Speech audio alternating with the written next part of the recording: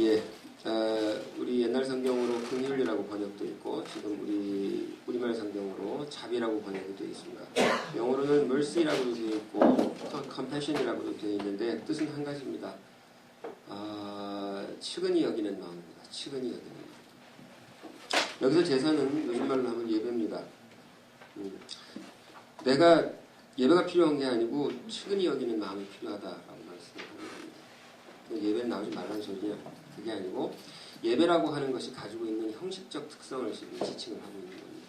예배 안에 있는 신령과 진정으로 드리는 중심을 얘기를 하고 있는데 여기서 말하는 제사는 예배의 형식적 측면만을 얘기를 하고 있는 겁니다. 그러니까 내가 원하는 것은 형식적 측면이 아니고 네가 몸만 와 있는 그런 그 습관 그런 거를 내가 원하는 것이 아니라 내가 네 마음의 중심을 원한다. 근데 그 네 마음의 중심 여기서 중심이 뭐냐면 오늘의 초점은 뭐냐면 자비. 그냥 풀어서 할게요. 이게 번역이 여러 가지라서 그냥 풀어서 할게요. 측은히 여기는 마음입니다. 불쌍하게 여기는 마음, 측은히 여기는 마음. 불쌍하게 여긴다 그러면 그냥 값싼 동정같이 느껴질 수 있어서 말이 측은히 여기는 마음이 제일 적절한 것 같습니다. 측은히 여기는 마음을 가집시다. 측은히 여기는 마음을 가져라. 그것이 하나님의 명령이다 이거죠. 측은히 여기는 마음. 측은히 여기는 마음을 가지셨습니까? 이렇게 물어보세요. 한번. 측은히 여기는 마음을 가지셨습니까? 질문이 좀 그렇다. 질문을 좀 직접적으로 할게요. 내가 측은한가요?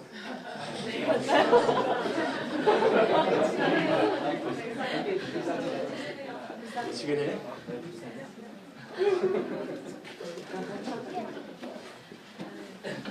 오늘 어떤 분의 페이스북에서 아침에 글을 하나 보고 너무 공감 가는 글귀라서 그냥 공유해서 옮겼습니다. 뭐라고 되어 있냐면 오늘 당신이 만나는 모든 한 사람 한 사람이 다 당신은 절대 모를 그 어떤 전쟁을 치르고 있다는 걸 명심하라.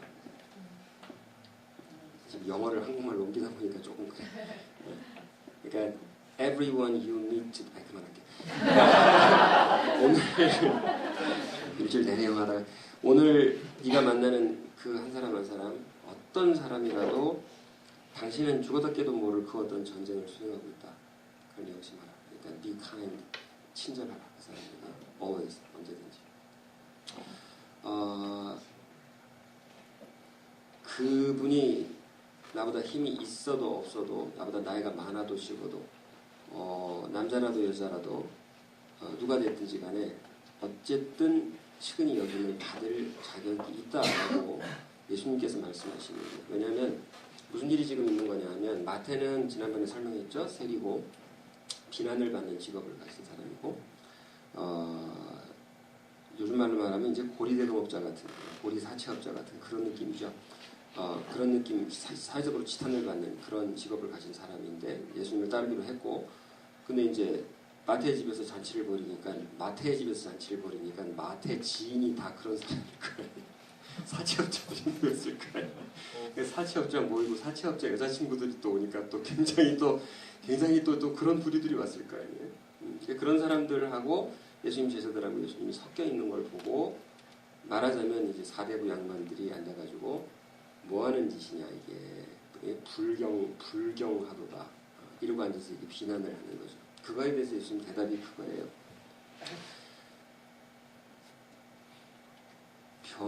건강한 사람한테 의사가 필요한 게 아니다. 병든 사람을 위해서 의사가 필요한 거다.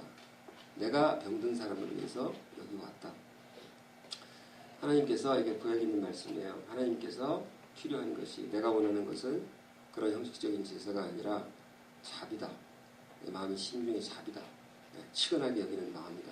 그들을 향해서 치근하게 여기는 마음이다. 그것이 필요한 것이다. 우리의 인생이 제사도 필요해요. 제사도 필요하고 형식이라는 것을 요즘은 이제 형식이나 절차 이러면 다들 이러지만 사람이 이 세상에 형식과 절차가 이렇게 넘치는 이유가 뭘까요? 이 세상에 다 형식 절차 그러면 형식 절차 중요하잖아요 이렇게 말하면서도 이 세상에 이렇게 형식과 절차가 넘치는 이유가 뭘까요?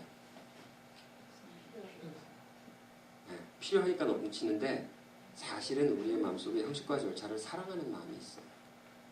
사람의 마음속에는 생각보다 형식과 절차를 사랑하는 마음이 있다. 재밌는 실험이 있어요. 이렇게 플라스틱 투명 플라스틱으로 된 이 어떤 기부에 위에다가 시커멓게 그 종이를 발라놓고 꼬마들한테 여기 이거를 이렇게 누르고 이거를 빼고 이거를 이렇게 해서 몇 번 땅땅 치고 이렇게 하면 밑에서 사탕이 나온다는 걸 알려줘요. 그래서 꼬마들 보고 그걸 하게 해요. 그 다음 원숭이 침팬지들한테 그걸 다시 보여주고 그걸 다시 똑같은 걸 해. 그래서 이렇게 해서 이렇게 하면 여기 사탕이 나온다. 근데 사실 알고 보니까 종이를 띄고 보니까 위에서 누르고 치고 하는 거 전부 다 필요 없는 거고요. 열문 있어. 그거를 알게 해줘요. 꼬마들도 알게 해주고 그 침팬지하고 지능 똑같은 서너 살짜리도 알게 해주고 침팬지도 알게 해줘.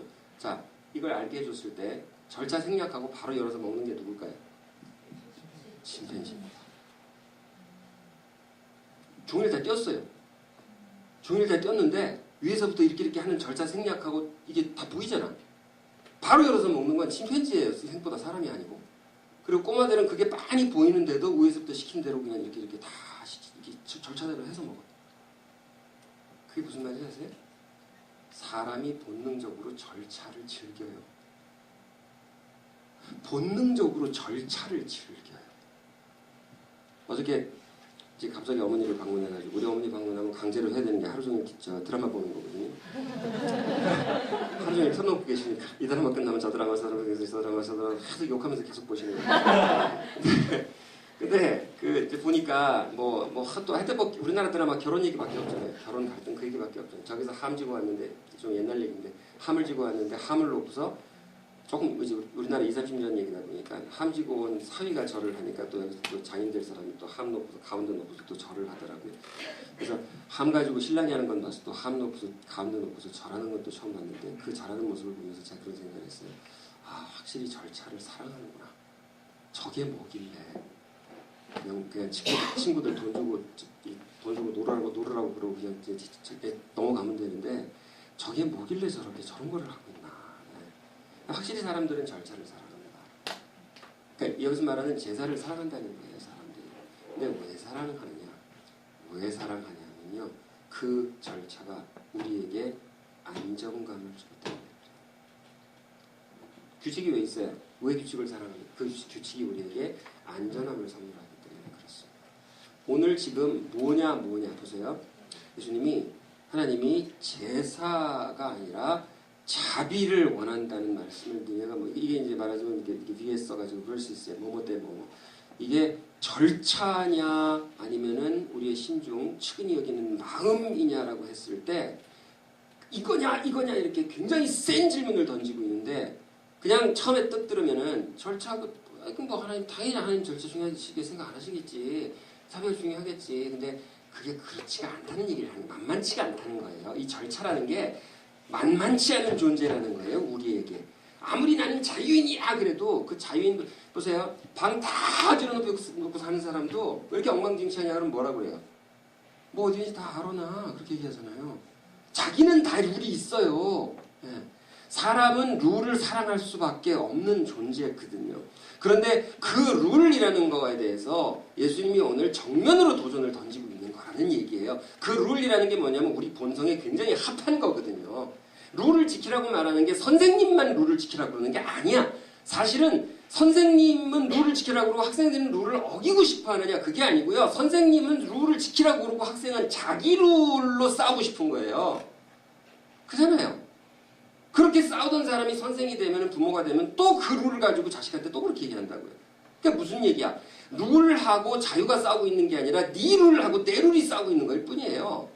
그만큼 사람들은 룰을 좋아해요. 그러니까 제사를 사랑한다. 그 형식적인 측면을 굉장히 사랑한다. 안락하거든요.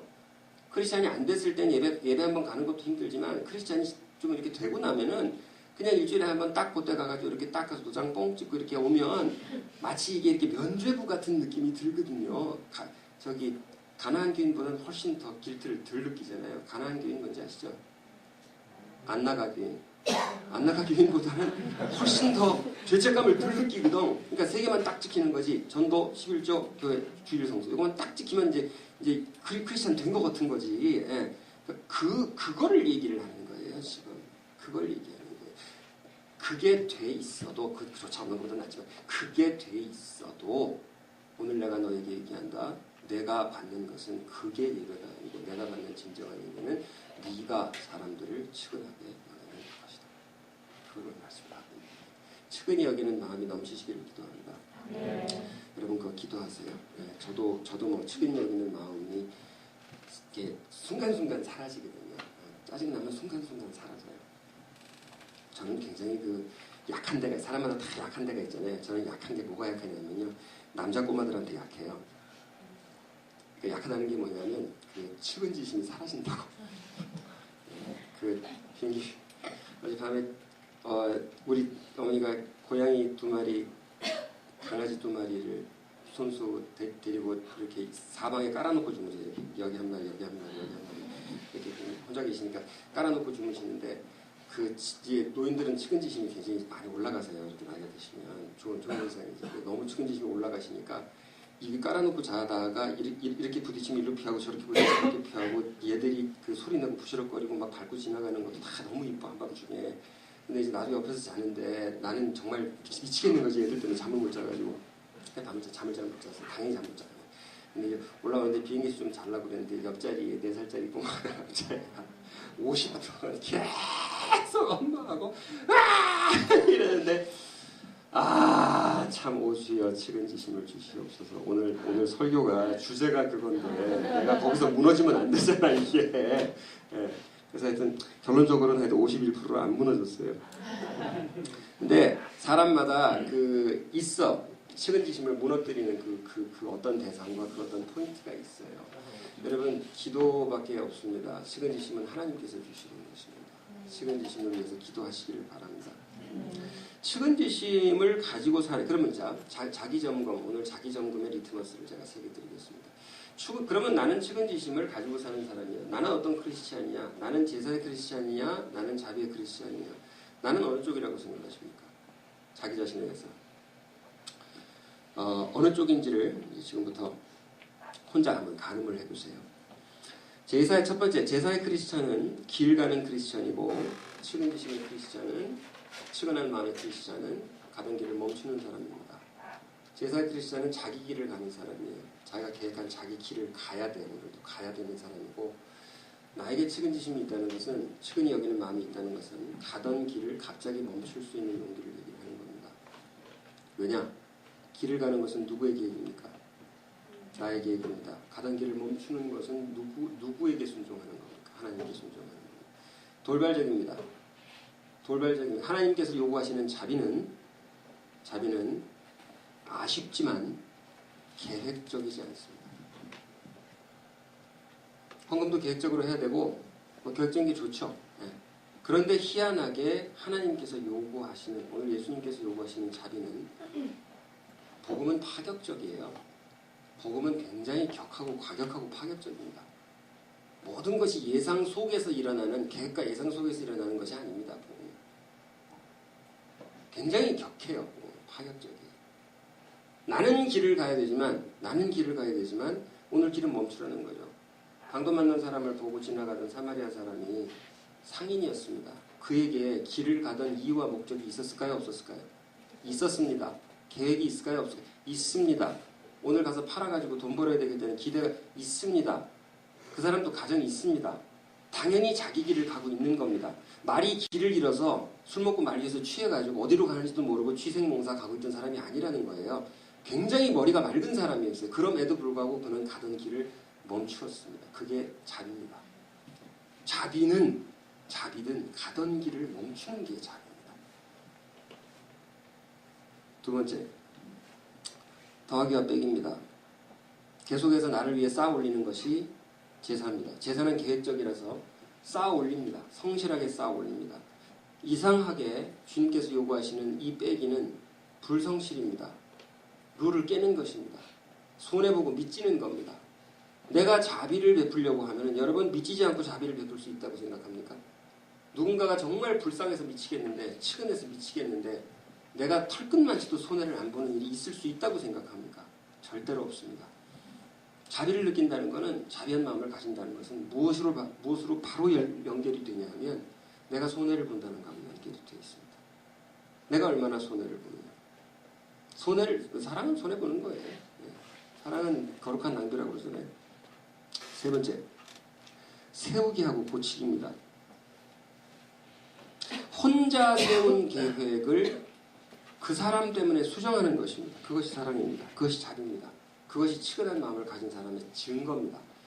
이 사람이 나한테 치근한 마음이 있는지 없는지 그걸 뭘 보고 알아요? 자기 혼자 세웠던 계획을 나 때문에 수정하는 것입니다. 자기 혼자 세웠던 계획을 나 때문에 수정하는 것입니다. 이때까지 사랑을 했는데 연애를 했는데도 불구하고 나 혼자 세웠던 계획을 주구장창 오리지널 그대로 밀고 나가고 있다면 아직 사랑을 못 해본 겁니다.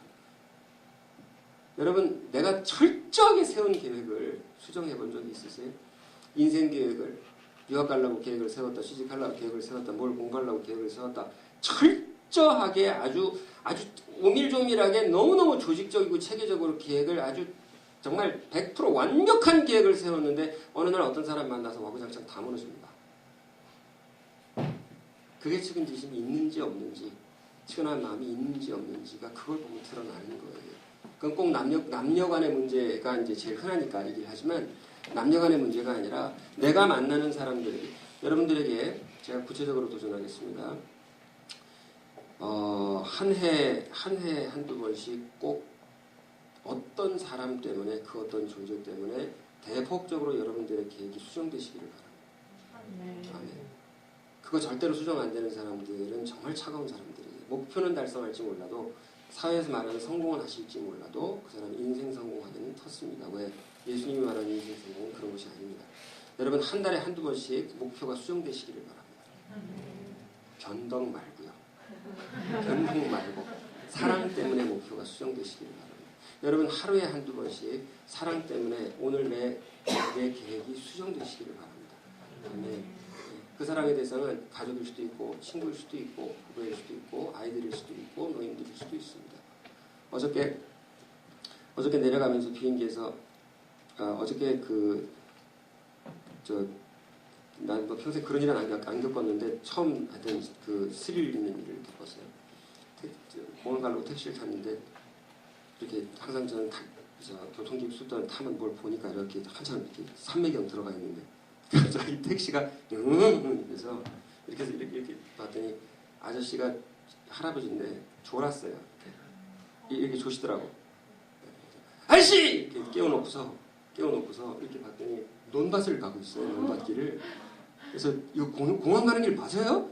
그랬더니 그러니 한참 돌아가지고 이제 공항을 가세요. 놓쳤어요. 비행기. 그래서 비행기 놓쳤어요.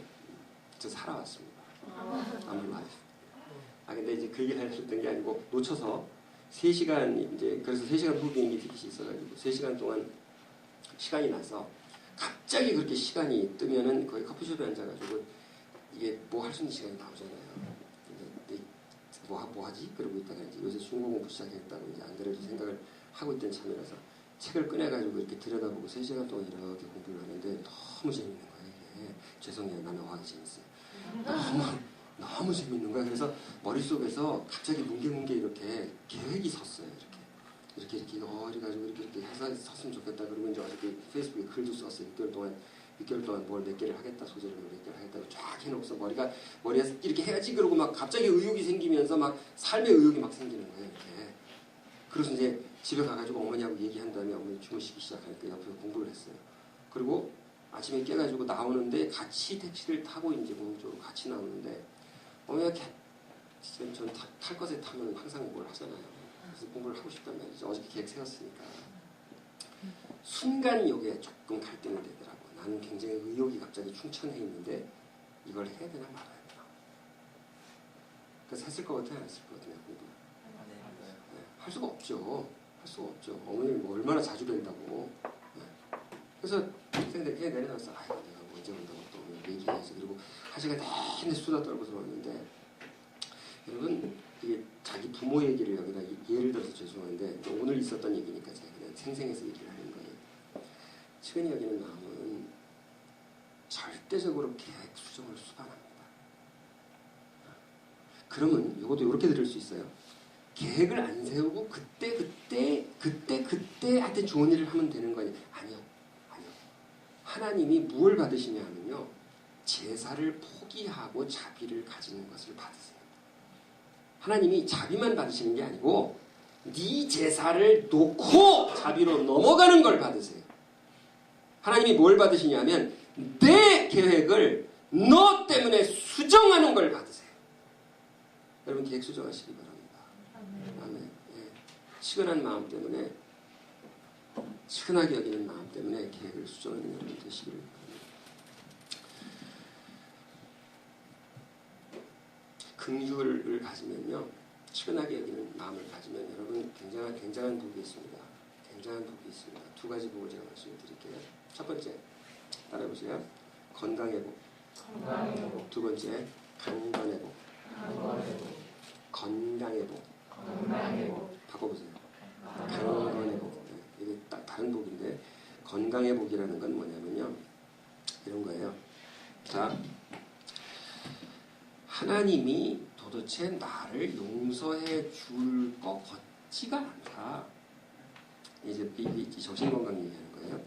하나님이 나를 어떻게든 용서하고 있는 것 같지가 않고 나를 계속 주목하면서 계속 내 죄에 대해서 자꾸 벌을 주는 것 같다고 느낀 적 있으세요? 항상 용서를 받으시나요? 하나님이 내가 뭘 어떻게 하든지 간에 하나님이 나를 다 용서해 주는 그 마음이 느껴지세요? 생각도 해본 적 없어요, 그런 거에 대해서. 찜찜하지 않으세요? 예수 믿으면서도, 하나님 믿으면서도 정말 내가 용서받을 수 있는지에 대해서 찜찜한 마음 없으세요? 이래가지고 천국 가겠나? 있잖아요, 그죠? 왜 그런지 아세요? 하나님이 나를 얼마나 치근하게 생각하는지를 100% 느끼시면요, 누구를 치근하게 생각해야 느껴집니다. 다시 말할게요. 하나님이 나를 얼마나 치근하게 지금 느끼시는지가 느껴지려면, 생각하는지가 느껴지려면 내가 누구를 치근하게 생각해야 그 마음이 느껴져요. 저 인간은 죽어도 용서를 못하겠다 그러잖아요. 그러면 여기 뭐가 남냐면요, 여기 무의식 안에 내가 몰라도 뭐가 남냐면요, 하나님도 내가 내 저런 측면에 대해서 끝끝내 용서를 못하겠지, 이게 남아요. 사람은 다 자기 같은 줄 알아요. 다 자기 같은 줄 알아요. 어떤 사람이 하나님의 그 무한하신 용서하심을 찬양하는 줄 아세요? 마음에 무한하신 용서하심을 실천하는 분이 그래요. 왜? 자기 같은 줄 아니까. 사람한테 솔직하지 않은 사람은 하나님 앞에서 솔직하지 않아요. 똑같이 따라갑니다. 똑같이 따라가요. 하나님은 용서하시죠. 하나님은 나를 불쌍하게 여기시죠. 무슨 일이 있어도 용서하신다고요. 무슨 일이 있어도 새날을 주시고 새 출발하게 해주세요. 근데 내가 딴 사람에 대해서 전혀 새 출발을 줄 생각이 없는 사람이라면 이 사람의 마음속에 일관성의 법칙이 있어요. 이 사람의 마음속에 저놈한테는 절대 새날이 오면 안 돼 이러고 있으면 나도 그렇게 여기겠지. 반드시 그렇게 되게 돼 있어요. 여러분, 예수님이 하나님 내가 원하는 것은 예배가 아니라, 내가 원하는 것은 형식이 아니라 자비다 이렇게 말씀하실 때는 그 누구 좋으라고 하시는 말씀이에요? 나 좋으라고 하시는 말씀. 네가 자비가 있을 때에만 내 자비를 네가 느낄 수 있다는 말씀을 하시는 거예요. 여러분, 하나님의 자비를 느끼시길 바랍니다. 아멘. 여러분이 인간에 대해서 자유하면 하나님 앞에서도 가서 자유할 수 있는 거예요. 하나님 앞에서 자유할 수 있는 거예요. 근데 인간들에 대해서 용서하지 못해서 자유하지 못하면 쉽다는 얘기는 아니에요. 치근하게 여기는 게 쉽다는 얘기는 아니에요. 그러니까 기도를 하는 거죠. 두 번째입니다. 건강이라고 그랬고, 두 번째는 뭐죠? 강건이라고 그랬죠. 소년도 쓰러지고 장정이라도 쓰러져도, 네? 소년도 지치고 장정이라도 쓰러져도 여호와를 앙망하는 자는 독수리와 같이 오를 것이다. 이게 무슨 말이냐면요, 여러분 누가 가장 강한지 아세요? 내 욕심 때문에, 내 야망 때문에, 내 희망 때문에 올라가는 사람은 반드시 지칩니다. 소년이라도 장정이라도. 그 말이 무슨 말이냐면요, 내가 가는 사람은 그 뜻이에요. 내가 내 희망과 내 소망과 내 욕심과 내 야망으로 올라가는 사람은 반드시 지쳐요. 여러분 공부하면서 안 지쳐요? 일하면서 안 지쳐요? 지치잖아요. 반드시. 근데 누구는 안 지치는지 아세요? 누가 안 지치는지 아세요?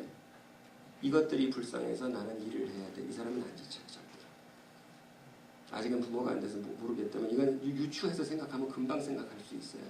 엄마들은 무슨 뭐 자동차도 번쩍 든다고 그러잖아요. 위기에 처하면은. 예? 아니 새들이 뱀하고 싸우잖아요.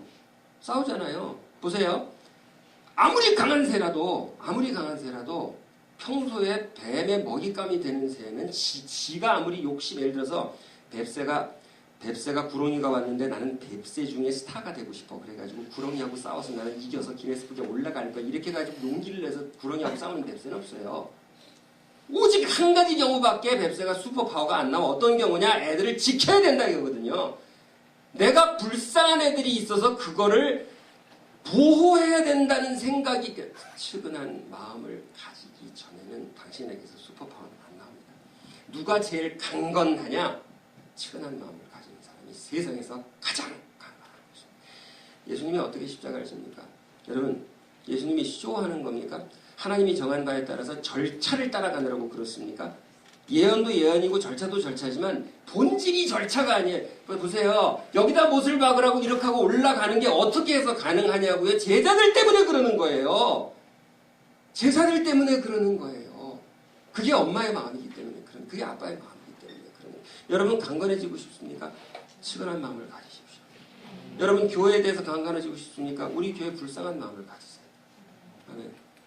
나는 우리 교회가 불쌍해서 온 적이 있었어요. 언제 울었냐면 옛날에 처음에 시작했을 때, 언제나 우리는 작지만 처음에 시작했을 때 우리 원래 다니던 모교회, 큰 교회 하여튼 예배드리러 잠깐 갔었어요. 우연히 갔는데 이렇게 천장에 이렇게 불이 박혀 있는데 너무 비싼 게 너무 많이 박혀 있는데 막 100평이야. 100평. 막 예배당 100평, 200평이고 내가 그때 눈물이 갑자기 나더라고. 왜냐면 우리 애들한테 요거 한 구퉁이만 주시면 좋고 우리는 저것도 없는데요.